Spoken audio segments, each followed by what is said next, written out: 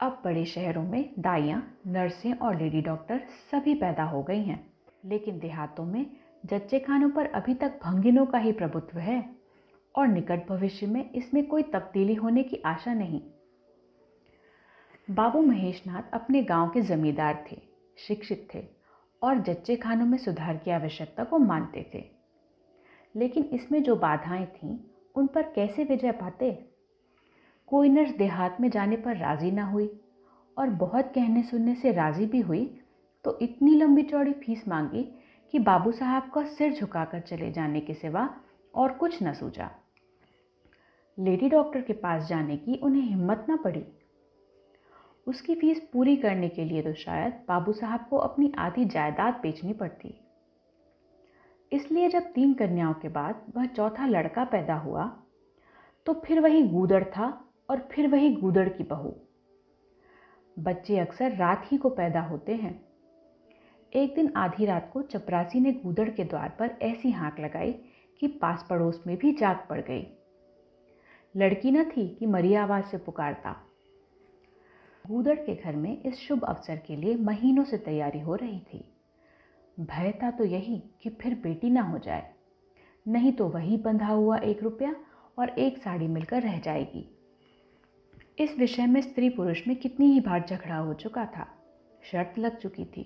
स्त्री कहती थी, अगर अब की बेटा ना हो तो मुंह न दिखाऊं। हाँ हाँ, मुंह न दिखाऊं, सारे लक्षण बेटे के हैं। और गूदड़ कहता था, देख लेना बेटी ही होगी और बीच खेत बेटी होगी। बेटा निकले तो मूछे मुंडा लूं। हाँ हाँ, मूछे मुंडा लूं। शायद गूदड़ समझता था कि इस तरह अपनी स्त्री में पुत्र कामना को बलवान करके वह बेटे की अवाई के लिए रास्ता साफ कर रहा है। भूंगी बोली, अब मूछ मुंडा लो दाढ़ीजार। कहती थी बेटा होगा, सुनता ही न था, अपनी ही रट लगाए जाता था। मैं आज तेरी मूछें मूंडूंगी, खूंटी तक तो रखूंगी नहीं। गूदड़ ने कहा, अच्छा मूंड लेना भली मानस, मूछें क्या फिर निकलेंगी ही नहीं? तीसरे दिन देख लेना, फिर ज्यों की त्यों है, मगर जो कुछ मिलेगा उसमें आधा रखा लूंगा, कहे देता हूं। भूंगी ने अंगूठा दिखाया और अपने 3 महीने के बालक को गूदड़ के सुपुर्द कर सिपाही के साथ चल खड़ी हुई। गूदड़ ने पुकारा, अरे सुन तो, कहाँ भागी जाती है? मुझे भी बधाई बजाने जाना पड़ेगा, इसे कौन संभालेगा? भूंगी ने दूर ही से कहा, इसे वहीं धरती पर सुला देना, मैं आके दूध पिला जाऊंगी। महेशनाथ के यहाँ अब भी भूंगी की खूब खातिरदारियां होने लगीं। सवेरे हरीरा मिलता, दोपहर को पूरियां और हलवा, तीसरे पहर को फिर और रात को फिर, और गूदड़ को भी भरपूर परोसा मिलता था। भूंगी अपने बच्चे को दिन रात में 1-2 बार से ज्यादा न पिला सकती थी। उसके लिए ऊपर के दूध का प्रबंध था। भूंगी का दूध बाबू साहब का भाग्यवान बालक पीता था और यह सिलसिला 12वें दिन भी बंद न हुआ। मालकिन मोटी ताजी देवी थी, पर अब की कुछ ऐसा संयोग कि उन्हें दूध ही न हुआ। तीनों लड़कियों की बार उन्हें इफरात से दूध होता था कि लड़कियों को बदहजमी हो जाती थी। अब की 1 बूंद नहीं। भूंगी दाई भी थी और दूध पिलाई भी। मालकिन कहती, भूंगी हमारे बच्चे को पाल दे, फिर जब तक तू जिए बैठी खाती रहना। 5 बीघे माफी दिलवा दूंगी, नाती पोते तक चैन करेंगे। और भूंगी का लाडला ऊपर का दूध हजम न कर सकने के कारण बार बार उल्टी करता और दिन दिन दुबला होता जाता था। भूंगी कहती, बहूजी मुंडन में चूड़े लूंगी, कहे देती हूँ। बहूजी उत्तर देती, हाँ हाँ चूड़े लेना भाई, धमकाती क्यों है? चांदी के लेगी या सोने के? वाह बहूजी, चांदी के चूड़े पहन के किसे मुंह दिखाऊंगी और किसकी हंसी होगी? अच्छा सोने के लेना भाई, कह तो दिया।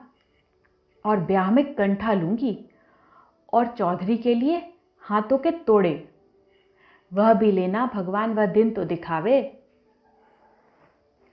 घर में मालकिन के बाद भूंगी का राज्य था।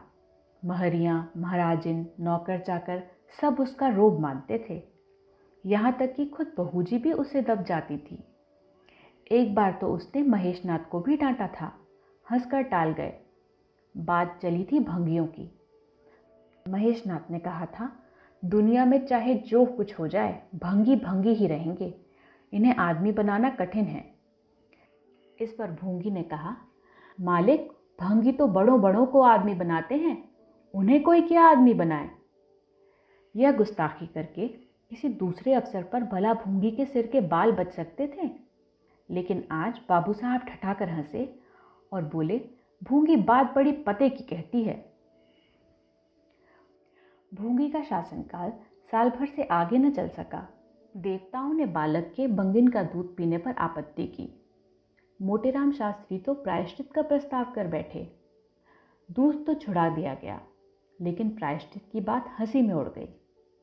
महेशनाथ ने फटकार कर कहा, प्रायश्चित की खूब कही शास्त्री जी, कल तक उसी भंगिन का खून पीकर पला, अब उसमें छूट घुस गई।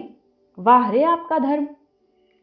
शास्त्री जी शिखा फटकार कर बोले, यह सत्य है, वह कल तक भंगिन का रक्त पीकर पला, मांस खाकर पला, यह भी सत्य है, लेकिन कल की बात कल थी, आज की बात आज।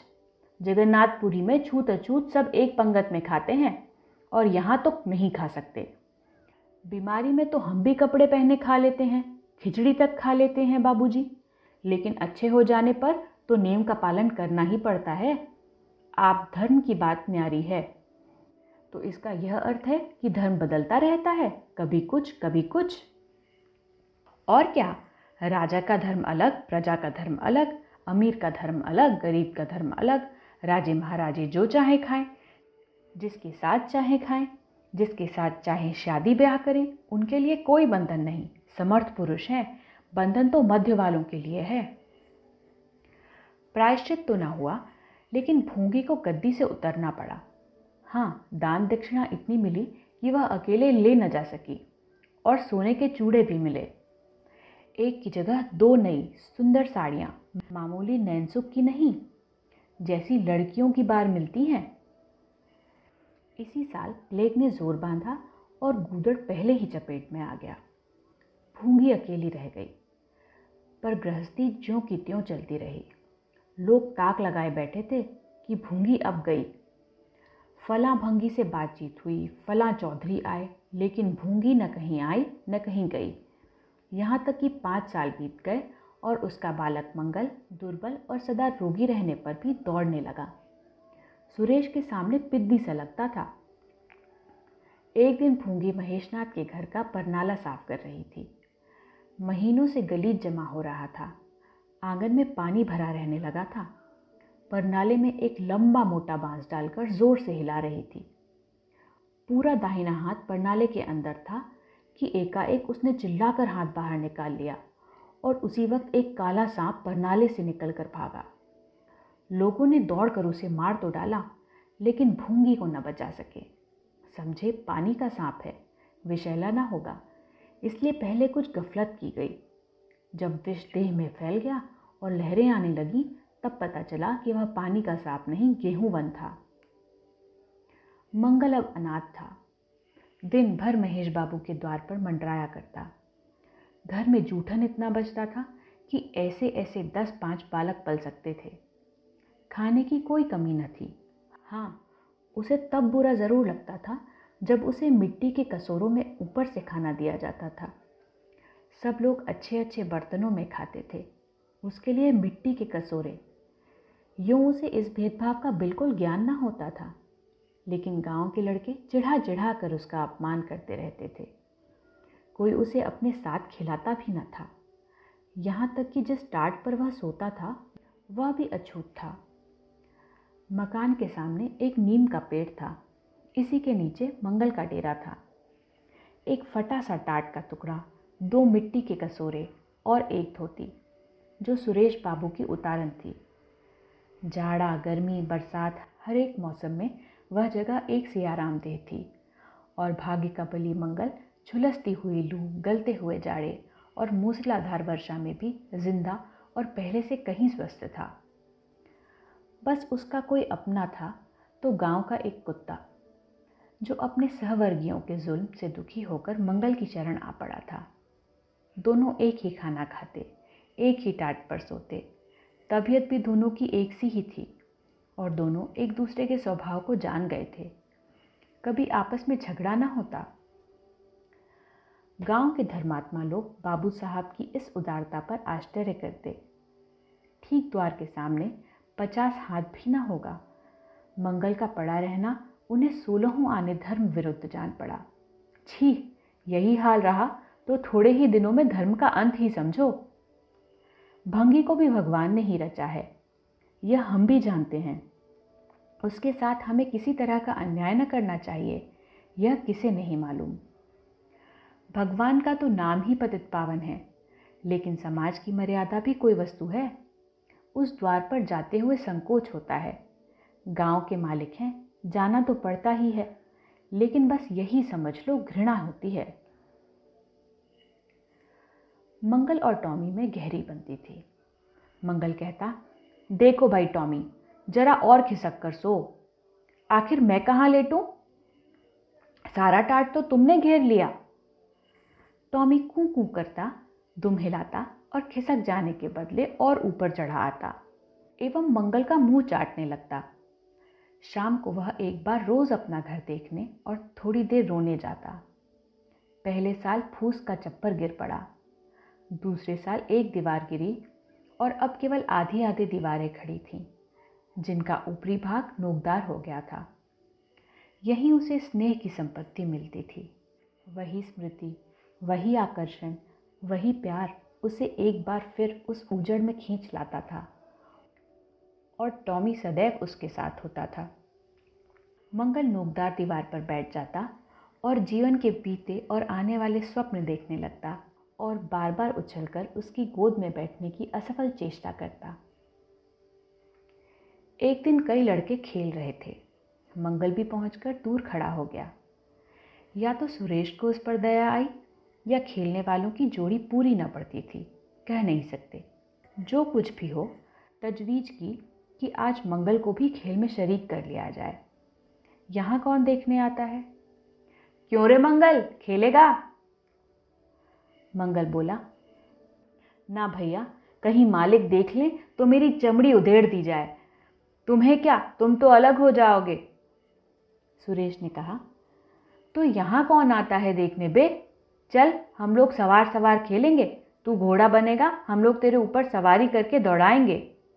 मंगल ने शंका की, मैं बराबर घोड़ा ही रहूंगा कि सवारी भी करूंगा, यह बता दो। यह प्रश्न टेढ़ा था। किसी ने इस पर विचार न किया था। सुरेश ने एक क्षण विचार करके कहा, तुझे कौन अपनी पीठ पर बिठाएगा, सोच। आखिर तू भंगी है कि नहीं? मंगल भी कड़ा हो गया, बोला, मैं कब कहता हूं कि मैं भंगी नहीं हूं, लेकिन तुम्हें मेरी ही मां ने अपना दूध पिलाकर पाला है। जब तक मुझे भी सवारी करने को न मिलेगी, मैं घोड़ा न बनूंगा। तुम लोग बड़े चगड़ हो। आप तो मजे से सवारी करोगे और मैं घोड़ा ही बना रहूं। सुरेश ने डांट कर कहा, तुझे घोड़ा बनना पड़ेगा, और मंगल को पकड़ने दौड़ा। मंगल भागा, सुरेश ने दौड़ाया। मंगल ने कदम और तेज किए, सुरेश ने भी जोर लगाया, मगर वह बहुत खा खा कर थुलथुल हो गया था और दौड़ने में उसकी सांस फूलने लगती थी। आखिर उसने रुककर कहा, आकर घोड़ा बनो मंगल, नहीं तो कभी पा जाऊंगा तो बुरी तरह पीटूंगा। तुम्हें भी घोड़ा बनना पड़ेगा। अच्छा, हम भी बन जाएंगे। तुम पीछे से निकल जाओगे। पहले तुम घोड़ा बन जाओ, मैं सवारी कर लूं, फिर मैं बनूंगा। सुरेश ने सचमुच चकमा देना चाहा था। मंगल का यह मुकाबला सुनकर साथियों से बोला, देखते हो इसकी बदमाशी, भंगी है ना। तीनों ने मंगल को घेर लिया और उसे जबरदस्ती घोड़ा बना दिया। सुरेश ने चटपट उसकी पीठ पर आसन जमा लिया और टिक टिक करके बोला, चल घोड़े चल। मंगल कुछ देर तक तो चला, लेकिन उस बोझ से उसकी कमर टूटी जाती थी। उसने धीरे से पीठ से कोड़ी और सुरेश की रान के नीचे से सरक गया। सुरेश महोदय लद्द से गिर पड़े और भोंपू बजाने लगे। माँ ने सुना सुरेश कहीं रो रहा है। सुरेश कहीं रोए तो उनके तेज कानों में जरूर भनक पड़ जाती थी और उसका रोना भी बिल्कुल निराला होता था, जैसे छोटी लाइन के इंजन की आवाज़। महरी से बोली, देख तो सुरेश कहीं रो रहा है, पूछ तो किसने मारा है? इतने में सुरेश खुद आंखें मलता हुआ आया। उसे जब रोने का अवसर मिलता था तो माँ के पास फरियाद लेकर जरूर आता था। माँ मिठाई या मेवे देकर आंसू पोंछ देती थी। आप थे तो 8 साल के, मगर बिल्कुल गावदी। हद से ज़्यादा प्यार ने उसकी बुद्धि के साथ वही किया था जो हद से ज़्यादा भोजन ने उसकी देह के साथ। माँ ने पूछा, क्यों रोता है सुरेश, किसने मारा? सुरेश ने रोकर कहा, मंगल ने छू दिया। माँ को विश्वास न आया। मंगल इतना निरीह था कि उससे किसी तरह की शरारत की शंका न होती थी, लेकिन जब सुरेश कस्में खाने लगा तो विश्वास करना लाजिम हो गया। मंगल को बुलाकर डांटा, क्यों रे मंगल, अब तुझे बदमाशी सूझने लगी? मैंने तुझसे कहा था सुरेश को कभी मत छूना, याद है कि नहीं, बोल। मंगल ने दबी आवाज से कहा, याद क्यों नहीं है? तो फिर तूने उसे क्यों छुआ? मैंने नहीं छुआ। तूने नहीं छुआ तो वह रोता क्यों था? गिर पड़े इससे रोने लगे। चोरी और सीना जोरी? देवी जी दांत पीस कर रह गईं। मारती तो उसी दम स्नान करना पड़ता, छड़ी तो हाथ में लेनी ही पड़ती, और छूट का विद्युत प्रवाह इस छड़ी के रास्ते उनकी देह में पैवस्त हो जाता। इसलिए जहां तक गालियां दे सकी दी, और हुक्म दिया कि अभी अभी यहां से निकल जा, फिर जो इस द्वार पर तेरी सूरत नजर आई तो खून ही पी जाऊंगी। मुफ्त की रोटियां खा खा कर शरारत सोचती है। मंगल में गैरत तो क्या थी, हाँ डर था। चुपके से अपने सकोरे उठाए, टाट का टुकड़ा बगल में दबाया, धोती कंधों पर रखी और रोता हुआ वहां से चल पड़ा। अब वह यहाँ कभी ना आएगा। यही तो होगा कि भूखों मर जाएगा। क्या हरज है, इस तरह जीने से फायदा ही क्या? गांव में उसके लिए और कहाँ ठिकाना था? भंगी को कौन पनाह देता? उसी खंडहर की ओर चला जहाँ भले दिनों की स्मृतियाँ उसके आंसू पोंछ सकती थीं, और खूब फूट फूट कर रोया। उसी क्षण टॉमी भी उसे ढूंढता हुआ पहुंचा, और फिर दोनों अपनी व्यथा भूल गए। लेकिन ज्यों ज्यों दिन का प्रकाश क्षीण होता जाता था, मंगल की ग्लानि भी क्षीण होती जाती थी। बचपन को बेचैन करने वाली भूख देह का रक्त पी पी कर और भी बलवान होती जाती थी। आंखें बार बार कसोरों की ओर उठ जाती। वहां अब तक सुरेश की झूठी मिठाइयां मिल गई होती, यहाँ क्या धूल फांके? उसने टॉमी से सलाह की, खाओगे क्या टॉमी, मैं तो भूखा लेट रहूंगा। टॉमी ने कूं कूं करके शायद कहा, इस तरह का अपमान तो जिंदगी भर सहना है। यूं हिम्मत हारोगे तो कैसे काम चलेगा? मुझे देखो ना, कभी किसी ने डंडा मारा, चिल्ला उठा, फिर जरा देर बाद तुम हिलाता हुआ उसके पास जा पहुंचा। हम तुम दोनों इसलिए बने हैं भाई। मंगल ने कहा, तो तुम जाओ, जो कुछ मिले खा लो, मेरी परवाह ना करो। टॉमी ने अपनी श्वान भाषा में कहा, अकेला नहीं जाता, तुम्हें साथ लेकर चलूंगा। मैं नहीं जाता, तो मैं भी नहीं जाता। भूखों मर जाओगे तो क्या तुम जीते रहोगे? मेरा कौन बैठा है जो रोएगा? यहां भी वही हाल है भाई। क्वार में जिस कुतिया से प्रेम किया था उसने बेवफाई की और अब कल्लू के साथ है। खैरियत यही हुई कि अपने बच्चे लेते गई, नहीं तो मेरी जान गाढ़े में पड़ जाती। 5-5 बच्चों को कौन पालता? एक क्षण के बाद भूख ने दूसरी युक्ति सोच निकाली। मालकिन हमें खोज रही होंगी क्या टॉमी? और क्या, बाबूजी और सुरेश खा चुके होंगे। कहार ने उनकी थाली से जूठन निकाल लिया होगा और हमें पुकार रहा होगा। बाबूजी और सुरेश दोनों की थालियों में घी खूब रहता है, और वह मीठी मीठी चीज़, हाँ मलाई, सब का सब घूरे पर डाल दिया जाएगा। देखें, हमें खोजने कोई आता है? खोजने कौन आएगा? क्या कोई पुरोहित हो? एक बार मंगल मंगल होगा और बस थाली परनाले में उड़ेल दी जाएगी। अच्छा तो चलो चलें, मगर मैं छिपा रहूँगा। अगर किसी ने मेरा नाम लेकर न पुकारा तो मैं लौट आऊँगा, यह समझ लो।